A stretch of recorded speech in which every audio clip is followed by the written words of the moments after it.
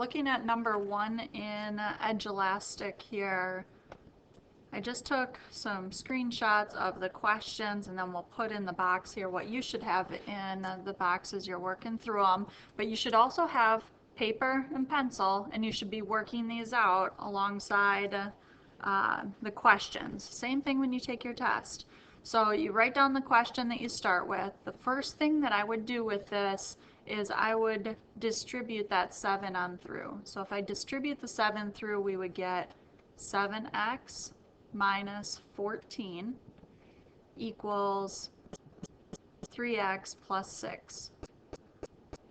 And there's a couple ways that you can go about doing this. You can move your x's to the right, or you can move your x's to the left. I'm going to choose to move my x's over to the left, so that means I'm going to subtract 3x from both sides of this equation.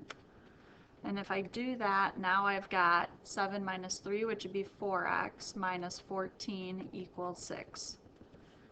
Then I move to my next step, and I want to get the x by itself, so I want to get rid of this minus 14. The opposite of subtracting 14 is adding 14.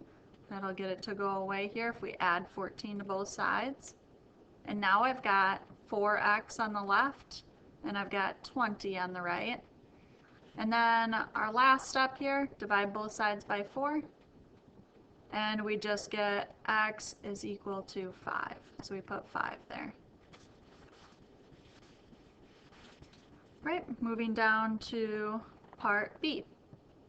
So for part B, a lot of people see a fraction and they have trouble with it. If you have trouble with fractions, you don't like them in the problems, what you can do right away is just multiply everything by 9. You're going to get the same answer, but this will keep you from getting like a decimal that's a little bit off. So this is one way to do it. The other way to start this problem would just be to go, okay, I'm going to subtract 2 from both sides, and then you could use your calculator. So let's do it both ways. If we multiply by 9, we would get 9x plus 18 equals, and then this times this, the 9's cancel, and we get 2. And then to solve, we want to get the x by itself, so we subtract 18 from both sides. And now I'm getting 9x equals negative 16. And then you divide both sides by 9.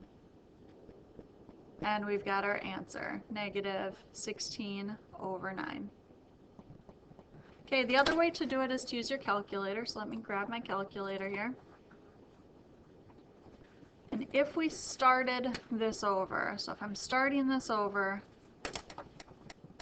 if I'm just trying to get the x by itself, I would subtract 2 from this side, and I would subtract 2 from this side, and then x is all by itself. So if you just go to your main screen, if you're ever in a screen you don't like, you go second, quit, and it takes you back to this main one. We have 2 9ths, so you put parentheses, 2 divided by 9, that's 2 9ths, and then we're subtracting 2. And you hit enter, you get this decimal, which is pretty close to the right answer, but if we want an exact answer, I like it as a fraction because this is super exact. So I hit the math button, and then hit enter where it says fraction, and it will give you the exact same fraction as what we got going about it this way. Okay, so that's the other way that you can go about doing that. Right, part C. For part C, I would start by distributing this negative 5 through. So if I do that, I get negative 15x minus 35 minus 6 equals negative 46x plus 52. And then before I start moving things around, I would combine these like terms together. So I've got negative 15x, and then negative 35 minus 6 would give us negative 41. And then the right-hand side has already got its terms all combined. There's nothing to do over there. And now I would again probably move the x's over to the left-hand side here. So if I add 46x here, it's like taking 46 minus 15. So here I've got 31x minus 41 equals 52. Then I would add that 41 over. So I have now 31x on the left and 93 here on the right. And then my last step would be to divide by 31. So I get x equals 3.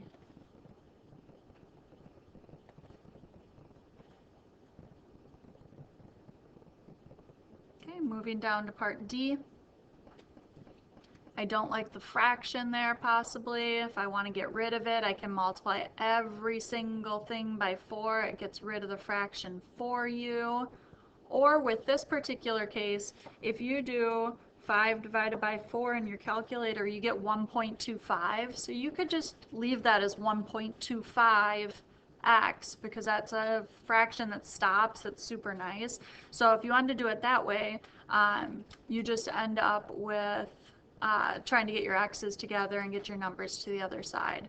So let's say we go about it that way this time, but multiplying by 4 is also a good first step. There's kind of 2 big ways you can do it. So if I just switch this to a decimal, so it's not so scary looking, I've got 1.25x minus 17 equals x minus 8. And I want to get my x's together, so I'm going to subtract x from this side, and I'm going to subtract 1x from this side. So now if I subtract 1x, that's really what that is. 1.25 minus 1 gives me 0.25x. Minus 17 equals negative 8. And then I want to add that 17 over. Same process, trying to get x by itself. So now I've got 0.25x equals 9. And then we're going to divide by 0.25, and I would not do this in my head if you struggle with, what fractions are happening here. But if we divide by 0.25, we've got our calculator here. 9 divided by 0.25. It's the same thing as dividing by 1/4. So it's the same as 9 times 4. We should get 36 there. So 9 divided by 0.25 is 36. So that's what our x is.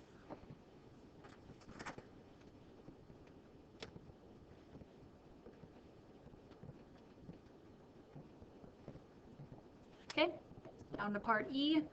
I would distribute this, and I would distribute this before I get going on it. So I get 16x minus 12 equals 6x minus 72. Then I'm trying to get my x's together. So subtract 6x. Now on the left side, I've got 10x minus 12. And then I've got this negative 72. Don't miss the negative there. Then we're going to get the x by itself, so I'm going to add 12 to both sides. So now I've got 10x on the left, and I've got negative 60 on the right. Divide by 10, and I get x equals negative 6. And one more here at the bottom. Okay, so this one you can do a couple different ways. You have to be really careful if you're going to go, okay, I don't want the 1/2, I have to times by 2, because I could see a lot of people messing that up. So with this one, I would probably distribute this 1/2 through first, and just treat that as a decimal, because the decimal is super nice here. 1/2 of 16 would give me 8x. And 1/2 of 5, think of $5. 1/2 of 5 would give me $2.50. And then I've still got this minus 3 equals 19 minus 5x. Then I'm going to combine my like terms, so I've got 8x minus 0.5, or 1/2, is equal to 19 minus 5x. And I want to get my x's together, so I'm going to add 5x to both sides. So now I've got 13x minus 0.5 equals 19. And then I want to get my x by itself, so I'm going to add 0.5 over. So now on the left I've got 13x, on the right I've got 19.5, and my last little step here, divide by 13. And if we use our calculator, it might make it come out a little bit nicer. We got 19.5 divided by 13. And I get 1.5, so you can just put 1.5 there. If you want it as a fraction, you could switch it. But I'm just going to put 1.5. Okay, so that's question 1 for you.